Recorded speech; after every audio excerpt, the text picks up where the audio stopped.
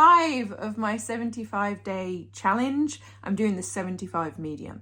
That's the workout, the water, the healthy eating, and then instead of the 10 pages of a book a day, I'm doing a sketch a day. But what do you do when you've run out of ideas and you can't think of what to draw because you're drawing every day? I have a hack for that. Children's encyclopedias, the photographic ones. I have loads of these. Some of them are in storage because this house is small and I can't store them all. But I always have some to hand. The kind that we sort of had when we were kids in school that have the photographs and diagrams. Let me show you. So with this one, it's a DK encyclopedia for animals, but this works with anything. Space, dinosaurs, you know, different parts of the world.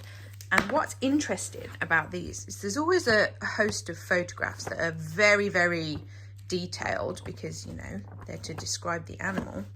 But if you think, oh, I fancy drawing a fish today, I want to draw something aquatic, there is an endless list of subjects that you can maybe draw from the book or maybe spring into Google Images or anything like that. You can open any page of this encyclopedia and be greeted with just some really different creatures that you might not pluck from your own brain, because I forget things like this exist, you know. Look at him, it's a little poison dart frog, I think. Is it? It is a poison dart frog. I mean, they would be beautiful in a sketchbook page, just exploring colour. Crustaceans. Do you want to draw a lobster with me? I want to draw a lobster now. This is another DK one about animals, but in this one the pictures are bigger. I really love the layouts. They're quite creative. Look at those piranhas. You could definitely use that foreshortening in a interesting picture. A lovely blue spotted ribbon tail ray. I mean, that's gorgeous. The other thing I like about encyclopedias is they often show pictures that will help you with anatomy. Say you want to draw this leaping gazelle. You could easily just edit bits, change his posture a bit, because it's all there to be seen. And there's other pictures that will sort of show you different angles.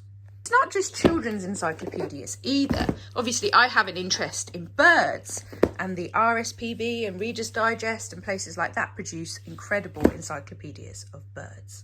This one is specifically about birds of prey, but you come across pictures of them in flight, pictures of them eating, where, oh, look at that, it's an osprey. I think it's an osprey? Yes, it is. These sort of in-motion shots that would make quite dramatic paintings. Look at him. And George and I, he's 10, we like to grab these books and open a page. I will draw the outline and he'll colour them in. And it's just a really lovely way to learn about birds and explore art with him. Here we go.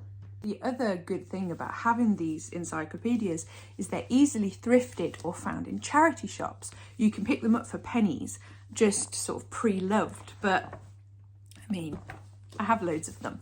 I have them in storage, and there's one that I really want to pick up that's about big cats. Because I live in a small house, I keep stuff in the work storage and just swap things out now and again, and I haven't for a long time. But I definitely have one on big cats and one on wild bears. And I went through a period of time where I just drew bears all the time from that book. You sort of, they're like friends, and then you put them away, and after you've drawn everything in them, and then a couple of years later, just, oh yeah, bears, and paint them again in a different way because you've changed as an artist by then. Let's pick a random page out of this one and get drawing. Oh! Rabbits and hares. Okay. One of the things I'm really enjoying about this sketchbook is the stitched binding, meaning the pages will sit open, as opposed to the glued type, which will have like a pinched inner seam where you can't really lay it out flat like this. I think I'm going to go for this bunny here, the European rabbit. Basic outline on the page with this Col-Erase pencil.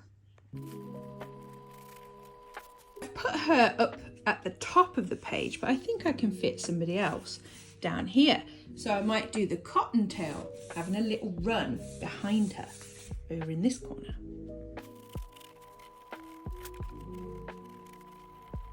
Now I've got these bunnies outlined on the paper, I can start adding paint. Turns out that this cartridge paper, it drinks up ink. It doesn't like ink at all, but it loves gouache and watercolor so long as the water isn't saturated on the page. So I dry brush straight on to the page to get the pigment. It means that you can't get that washy look as easily without buckling the pages, but it does work for some nice effects.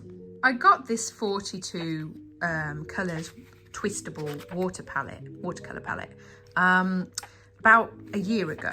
I have overused it, and I think I got it on eBay or somewhere like that. It was very cheap. It's actually brilliant. So we'll open up the brown palette and get to work. That is really cheesy, I'm very sorry. I'm getting used to talking on YouTube. On TikTok I can be so much cheesier and people love it, but I mean, I am a cheesy person, but yeah, I need to work on my delivery, don't I? The other thing that I need to do is invest in one of those Lucky Downy tripods, because this ain't it, is it? I'm doing my best with what I've got. From here, I just sort of look at the colours and build up layers. They all have this sort of, all the bunnies have this sort of yellow ochre underneath parts of their fur. So it's just build it up, build it up, build it up.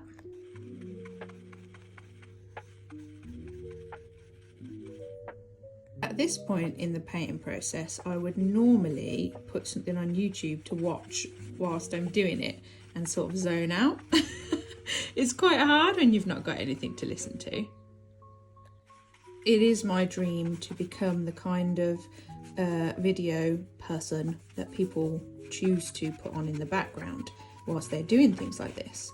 How realistic that is, I don't know. But I have 56 followers at the minute, which is more than I ever thought I'd get on YouTube within the first period of time. I don't know how long it's been now. A week, 2 weeks? Ooh, that's dark.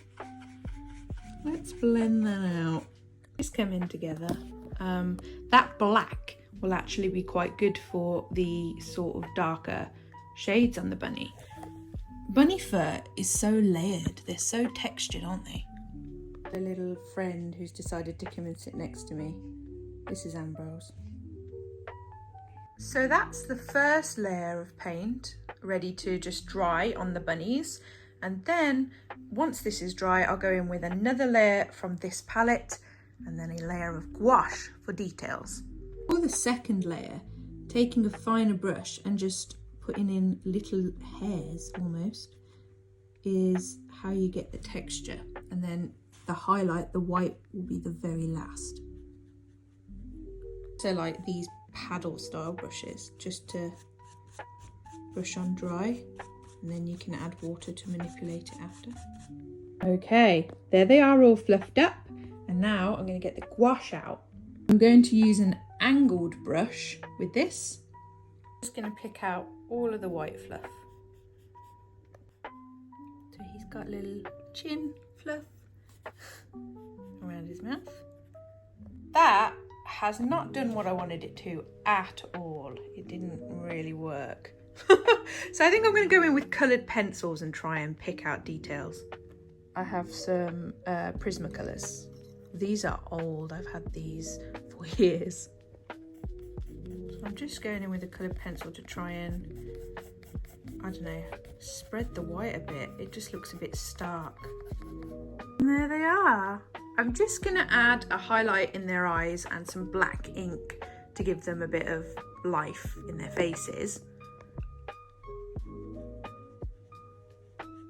One for you. And one for you.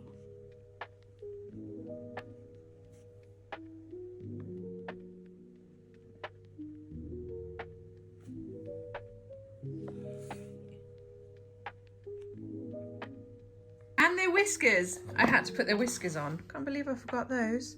Anyway, that's how I enjoy a encyclopedia as a resource for art prompts. I hope you liked the video. Intending to do a weekly update on the sketchbook every week of this 75-day challenge, and hopefully there's a progression as I go. I wouldn't say I'm 100% pleased with how the bunnies came out, but that's what sketchbooks are about. I was talking to Silver about this the other day. It's not about being perfect. It's not about creating something for the wall. It's about playing. And that's what the sketchbook does. It gives you space to just try it and see if it works. If you made it to the end of this video, thank you very much. Like and subscribe. I will be producing more content around this artistic practice and maybe some other stuff as I go along.